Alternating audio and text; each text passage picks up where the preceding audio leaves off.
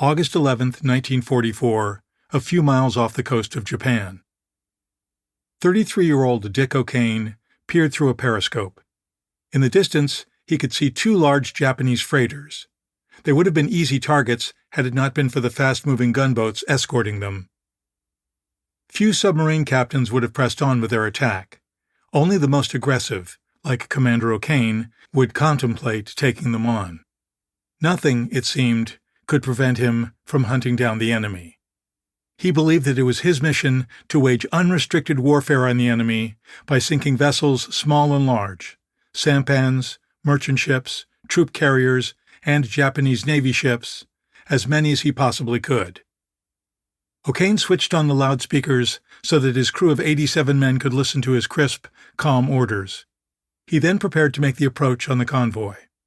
Seated in a small cubicle a few yards from O'Kane was 21-year-old Minnesotan Floyd Caverly, known to his fellow submariners as Friar Tuck.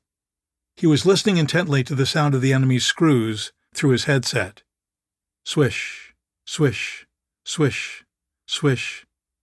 The sound reminded the men aboard of a shaving brush being slopped back and forth in a sink. Caverly looked at a Sherman and Clay Company metronome in his radio shack. On his last patrol aboard the USS Tang, Caverly had begun using it to time the speed of the enemy's screws.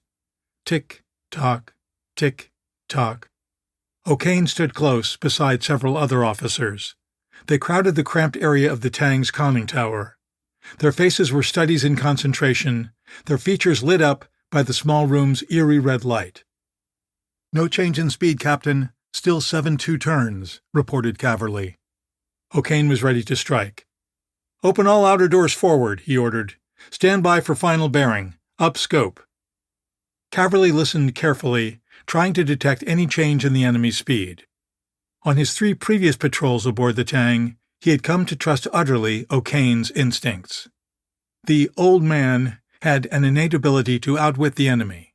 He was a walking torpedo data computer, able to work out angles and bearings in his head. He had learned his trade from the best, the legendary Dudley Mushmorton of the USS Wahoo. Every man depended for his survival right now on Caverly relaying information quickly and accurately. Was the enemy moving toward or away from the Tang? What was the enemy's bearing? Tick-tock, tick-tock. The beat of the enemy's screws was getting faster. "Fast screws bearing 340, Captain," reported Caverly. O'Kane shifted the periscope quickly and saw a gunboat. It was heading straight for the Tang. No part of its bow was exposed, which meant the Tang had precious little to aim at. It was closing fast. In less than a minute, it would reach the Tang. O'Kane was undeterred. He decided he still had time to attack the freighters. "Constant bearing, mark. Keep the sound bearings coming, Caverly. Set. Fire." There were 3 jolts, as 3 torpedoes were fired in a spread toward a freighter. Another 3 were soon heading toward another ship. O'Kane gripped the periscope. He saw his first target explode, but he also saw the Japanese gunboat still closing fast. It was high time the Tang disappeared beneath the waves. He knew he had cut things particularly close. "Flood negative," ordered O'Kane, trying to sound calm. "Take her deep," he added. "Rig for depth charge." The submarine's ballast tanks flooded with 14,000 pounds of salt water. She was quickly 180 feet below, close to the sea bottom. The crew was now sealed off in the Tang's compartments, manning battle stations, rigging the Tang for silent running. "Keep her going down, Larry," O'Kane ordered Lieutenant Lawrence Savadkin, a quick-witted 24-year-old who had been a track and field star at Lafayette College in Pennsylvania before joining the Navy. Floyd Caverly listened to the enemy's screws. They had slowed.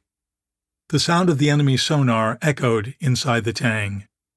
Ping, ping, ping.